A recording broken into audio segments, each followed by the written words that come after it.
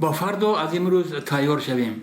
ساکنان چند دهه‌های جماعت دیوتی امانداره با تکیه به همین شعار دوران شوروی هوای آفتابی چند روز آخر را استفاده برده برای مستحکم نمودن ساحل دریای زرافشان متشکلانه به حشر برآمدند.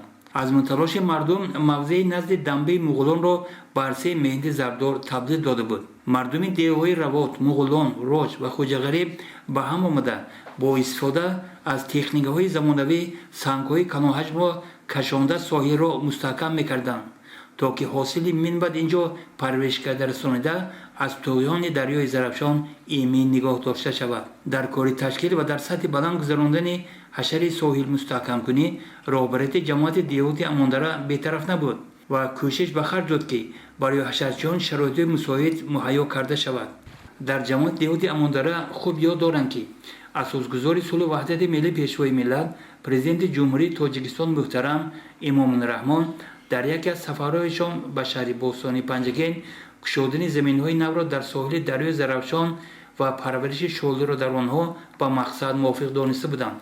آن روز اشتراکچیان حشر ساحل مستحکم کنی در دنبه مغولان جماعت دیوتی امانداره اظهار باوری امید نمودند که رهبریت کارخانه مشترک زرافشان منبع حشرچیان را حساب تکنیک دستگیری می‌نمایند و آنها وظیفه‌گذاری‌های رهبریت مقامات اجرایی حاکم دولت شهر را بابت گشودن زمین‌های شغل‌کاری حساب زمین‌های نزد ساحل دریای زرافشان سر وقت تامین خواهند کرد.